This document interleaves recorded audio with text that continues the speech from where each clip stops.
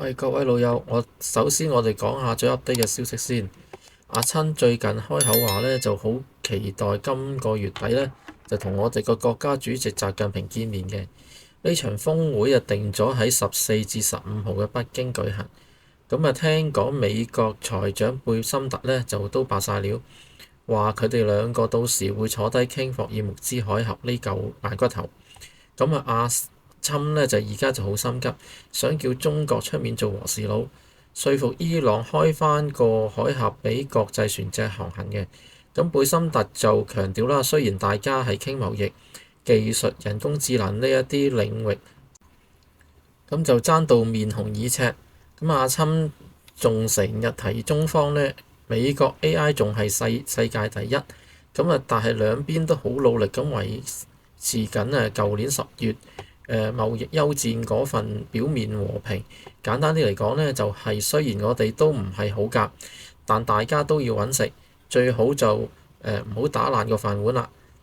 不過呢，講到最 juicy 嘅呢，就係阿侵呢，就同教宗利奧14世嗰單嘢啦。你話阿侵係咪玩大咗呢？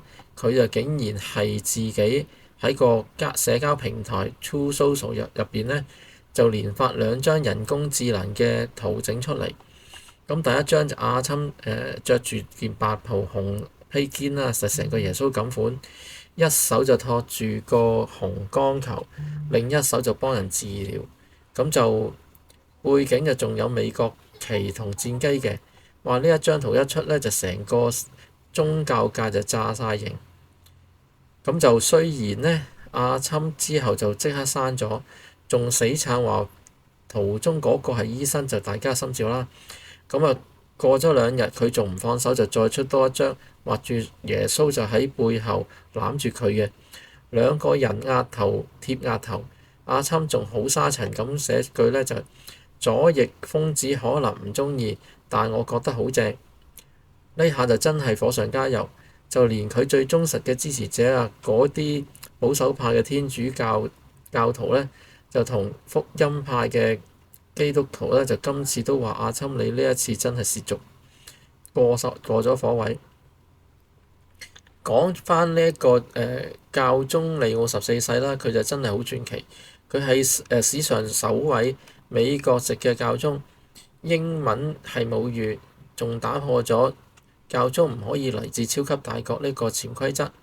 同上一任嘅教宗方濟各嗰種搖滾明星嘅風格唔同，利奧14世就被形容為係管弦樂團指揮，做嘢好有條理，好有系統，唔係單打獨鬥嘅，而係呢就想團結全世界嘅教會。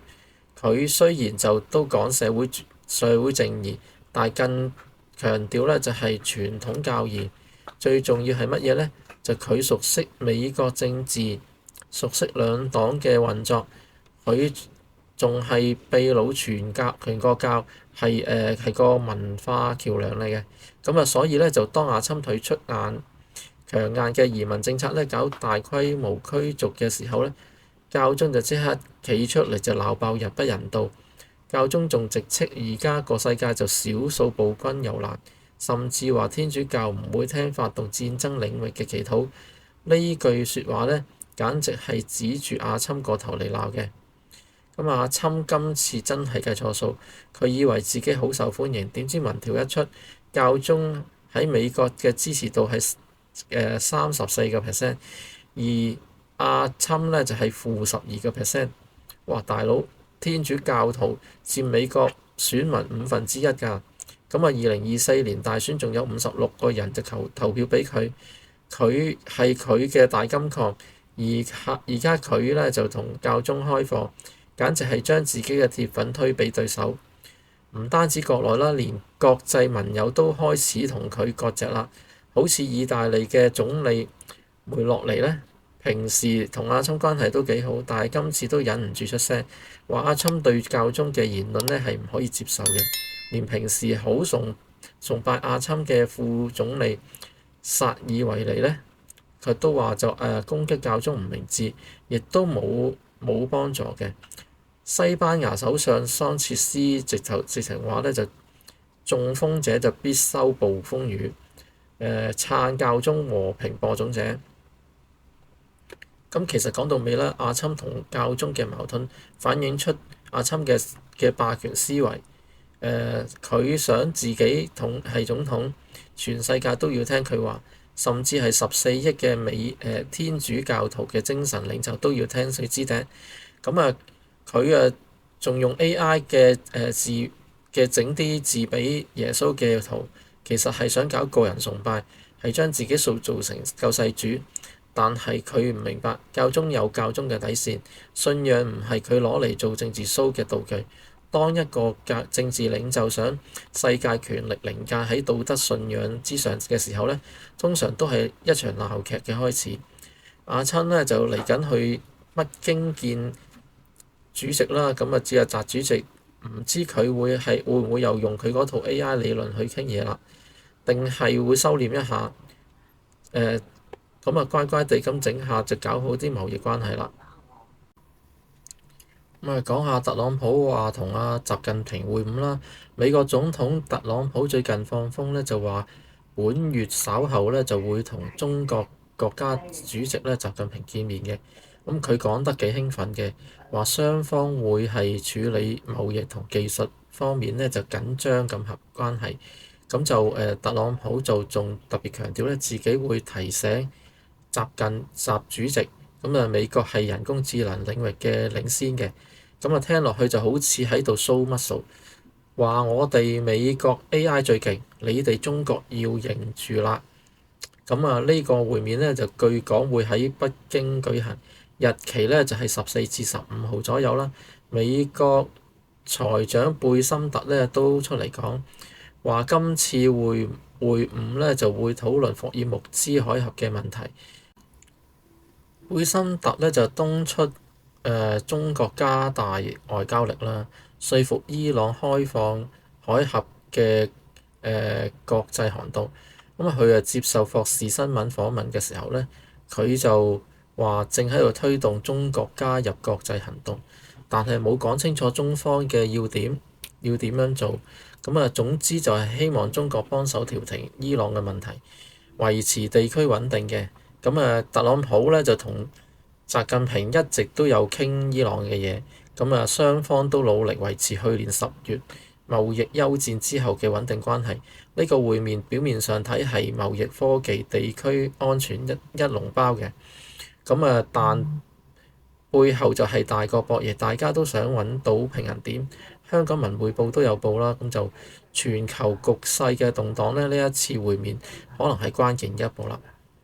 咁咧，咁啊講到呢一度啦，咁特朗普呢個人咧就永遠都係咁高調嘅，咁佢做生意出身，談判嘅風格就係咁嘅，威脅加利誘，仲要 show 自己嘅優勢。咁 AI 領先呢一樣嘢咧，確實係美國強項嘅，咁但係中國發展得都好快，雙方拉鋸已經好耐啦。咁霍爾木茲呢一件事咧，就涉及到伊朗石油全球供應鏈。中國作為大買家咧，就當然有自己嘅利益，希望兩位大佬傾得順，世界都靜啲啦。咁啊，另外一單消息咧就係又係美國嘅，咁就股神巴菲特㗎。咁最近佢老人家又出嚟講嘢啦，咁佢今次就唔係教你點樣發達，而係好似個長輩咁語重心長，咁警告大家，而家個股市咧根本就係一間掛住教頭名義嘅賭場。咁咧，今日我哋嚟講解下呢一位傳奇就咁樣講，就同埋佢點解揸住成沓銀紙都唔肯入市啦。咁巴菲特咧個訪問入邊咧就用咗好正嘅比喻，佢話而家嘅市場咧就係附帶賭場嘅教堂。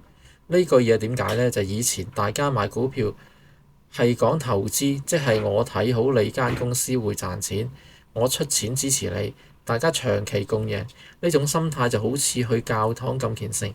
但而家咧就好多人入去教堂，其實係去喺後欄嗰個賭場嗰度就推翻兩鋪。咁就特別係咧，佢提到一樣嘢，就聽落都覺得好 crazy 嘅，就係單日期權。咁咧就股神就直接開火話，如果你買賣呢一啲即日到期嘅期權咧，你就唔好同我講你係投資啦，你直頭係投機，你喺徹頭徹尾嘅賭博。佢觀察到咧，而家啲人咧就對賭嘅熱情已經係去到巔峰，大家唔再關心間公司做乜，淨係關心個 number 聽日會升定係跌。咁啊，講到賭博啦，咁畢魯咧就仲爆咗個真人真事出嚟，佢就提到個美國兵仔啦，就竟然係靠機密情報喺市場執咗40萬美金。咁啊，件事係點呢？原來咧就係呢個兵仔知道一個關於美國對委內瑞拉軍事行動嘅料，咁跟住佢就去買咗一個極短期得1日命嘅期權。咁啊，畢魯就笑笑口咁話：除非你一早知道我哋幾時進軍委內瑞拉啦，如果唔係，根本就冇正常人會去買呢一啲得1日命嘅期權。咁而最誇張嘅係，而家市場上咧，呢一類純博彩性質嘅交易量咧係大到你唔信嘅。呢個例子就係話俾我哋大家聽咧，而家個市就已經唔係講基本面啦，而係充斥住各種想一鋪清袋或者係一鋪翻身嘅賭徒。咁咧既然係個股市咁亂啦，股神做緊嘅嘢就係佢做緊一樣大家最驚嘅嘢，咁啊就係沽貨攞錢。咁啊大家都睇下數據啦。咁佢巴菲特巴郡嘅現金儲備咧就破紀錄3970億美元。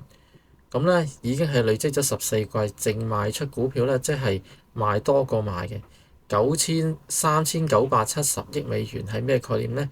如果攞全世界派俾全世界咧，就每人都可以分到幾百蚊港幣嘅。咁如果係攞嚟買飛機大炮咧，買起幾個細國家都得嘅。咁但係咧，巴菲特就寧願將呢個天文數字嘅錢咧，就放喺銀行收息，買短期美債。咁啊，都係唔肯掟入個股市嘅。咁佢覺得而家個市場係因為啲人咧太熱衷賭博，搞到大量嘅資產嘅估值就長期處於一個離地嘅水平。對佢嚟講咧，買股票係要執平貨，或者係買合理價錢嘅好貨。而家係滿場都係貴貨，佢梗係要寧願翹埋雙手，就等個市咧跌到趴晒喺度咧，先至再出嚟做救世主。咁啊，好多人都會笑阿巴菲特啦，阿伯你執咁多現金，每年通脹蝕都蝕死你啦！人哋買 NVDA 買 AI 股賺到笑，你仲喺度咁守舊。但大家諗下，巴菲特90幾歲人，咩大風大浪未見過啊？佢經歷過1987年嘅黑色星期一、2000年嘅科網泡沫、2008年嘅金融海嘯。佢係最勁嘅地方就唔係賺得最快，係佢活得最耐。佢而家呢一種保守嘅策略咧，其實係反映咗幾個信息嘅。咁咧，當市場每個人都覺得自己係股神，買乜升乜嘅時候咧，通常係最危險嘅時候。咁啊，佢成日講啦，投資就好比打棒球。咁啊，你就唔使球球都揮棒嘅，你可以等個波咧入到你最舒服嘅位置，先至全力一擊。咁而家咧嗰啲波咧就全部亂咁飛，佢就選擇唔揮棒啦。咁當大浪退去咧，邊個冇着褲？咁啊，大家都就會知㗎啦。咁到時個個都急住攞錢救命。咁啊，要平賣資產嘅時候咧，巴菲特手上嗰3970億美元咧，就會係全球嗰度最大嘅購買力。咁聽完啦，股神吹水啦，我哋呢啲冇幾千億美金嘅普通人又有咩啟示呢？咁咧就係你買嗰隻股係因為你信佢生意嘅模式，定係因為你聽咗連登啊、聽財經台講話會升啊？如果你係買嘅係過期即廢嘅衍生工具，咁啊請自覺咁承認自己係去緊澳門啦，就唔好話自己係做緊資產配置。咁咧睇住人哋賺錢係好難受嘅，但係因為驚住死雞撐飯蓋，咁啊而衝入去接火棒咧，通常都係悲劇嘅開始。咁雖然我哋咧就唔好似阿巴郡咁誇張啦，但係咧高位保持一定比例嘅現金，永遠都係保命符啦。咁啊，巴菲特今次嘅訪問其實係俾緊一個黃色嘅警告燈。